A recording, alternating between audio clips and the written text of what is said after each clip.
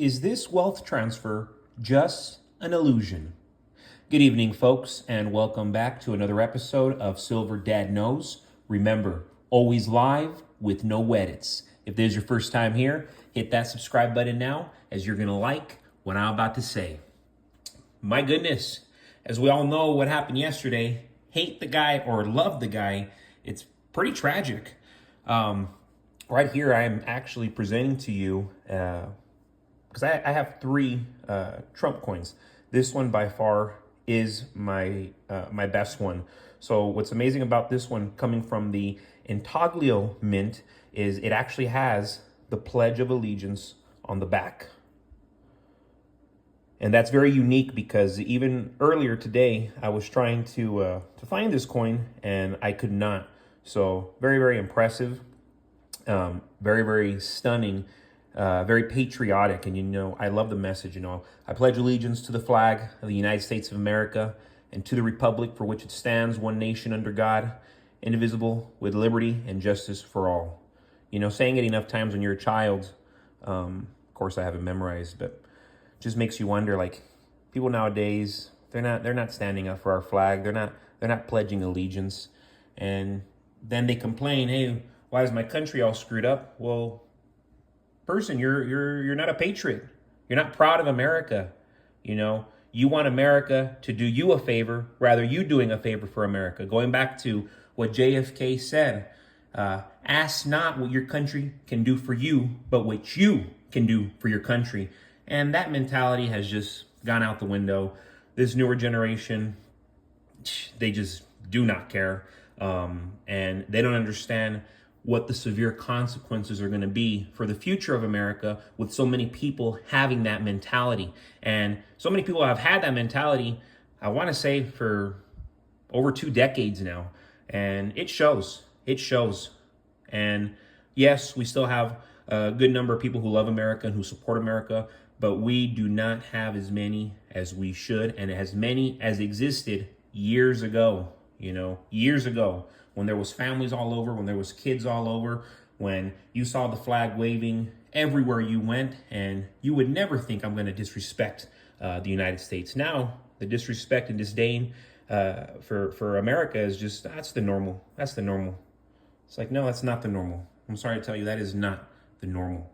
But yes, just love these Donald Trump pieces right here, coming from the Intaglio mint, and then again, has the Pledge of Allegiance. I cannot find this. If anybody can find this coin again, because I bought it years ago, please send me a link or something, because everywhere I look, every time I look, I don't find it. I'll find that same face, but the back with the pledge, I will never, ever find it. But anyways, more back to this episode, folks. As baby boomers are leaving this world, they're passing down over $90 trillion to the next generation in America. While this much money could fix so many problems, will it? Or is this wealth transfer just an illusion? Baby boomers are the wealthiest generation in history, and they currently control half the nation's wealth. Wrap your head around that. This one generation, this dying generation, controls half the nation's wealth currently. While many baby boomers live like kings, the rest, live off of what's left over. Experts believe that their concentration of wealth, boomers' concentration of wealth, has come at the expense of younger generations who are now poorer than their parents were at the same age. Though counting on an inheritance to fix your own finances, that's a horrible idea. Most young adults expect to be left an inheritance. I mean, even not just young adults, there's 40-year-olds, 50-year-olds who are counting on their elderly parent leaving them something. Sadly, most parents won't leave them with anything. 30% of young Americans are already at risk of being broke in their old age. In crisis comes opportunity. That's why investment firms are benefiting the most during this transfer, as they buy up businesses for pennies on the dollar. The 50 largest private companies in America are almost all owned by baby boomers with an estimated net worth of $2 trillion. And that's conservative. And don't forget about the other 17 trillion boomers have in durables alone. Baby boomers own almost as much real estate as Generation X and millennials combined. And controlling this much off the market, of the market, has caused nothing but problems for everyone else. Only half of people over 65 have anything saved to pay for healthcare and retirement, and the overwhelming majority of adults today won't have enough money to pay for senior care. This great wealth transfer is going to consolidate small businesses, drive up medical costs, strain government services, and increase household debt. So, yes, you can win in this transfer, but if you don't own real estate, if you do not have precious metals, if you do not have a stable income, you're not going to benefit. You're not going to benefit. And most are not going to benefit. And then it makes you wonder, oh, well, why are all these ideologies thrown around? It's to weaken the populace. It's to weaken it's to weaken the people who exist right now. You know, my dad told me forever ago that in the future, we were going to become more and more dehumanized. You know, we were going to become more robotic. You do as you're told. And that is exactly the society that we have now. It is 1984. And not just here in America, I'm talking globally.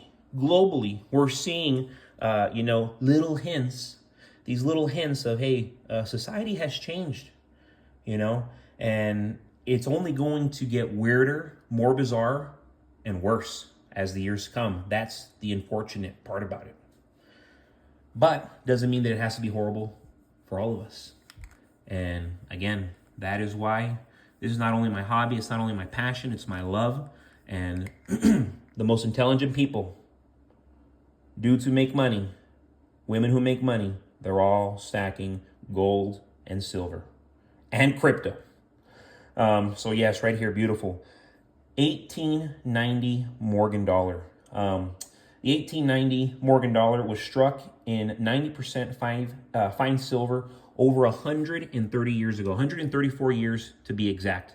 And of course, these were struck at the U.S.'s mint, the main mint in Philadelphia. This is the birthplace of American coinage. The first U.S. coins were struck in Philadelphia in 1793 during the presidency of George Washington. So this is going back even a century before these coins were even came out. Apologize that my camera keeps doing that. I have to look at it right now. The first, just look at that. Very, very nice. Very, very nice. Yeah, so while the historic 1890 Morgan silver dollar was being produced, the 1890 Sherman Silver Purchase Act was signed, assuring the continued coinage of Morgan silver dollars. So that was very important for these to continue to strive and exist. The Philadelphia Mint struck nearly 17 million Morgan dollars in 1890. It was something like 16.8, 16.9. A Morgan dollar from 1890 in circulating condition is worth between $40 and $63. However, on the open market, 1890 silver dollars in pristine, uncirculated condition sell for as much as 15 grand. $15,000. So check out your stack. Maybe you inherited something long ago and you don't even realize, holy moly, I have something uncirculated. I have something special. And yes, before I forget, boom, boom, boom. Today is the last day. Tomorrow, the price is going to change. You can still buy my third novel on special. And yes, again, it is my third book. My first book was a dark comedy. My second was a crime thriller. And this is my third, and by far, I would say it is my best novel to date, my longest novel to date.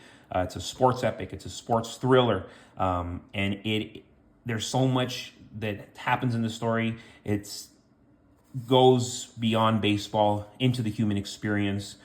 dealings with the mafia, dealings with gambling, dealing with horse racing. I don't want to give you any more.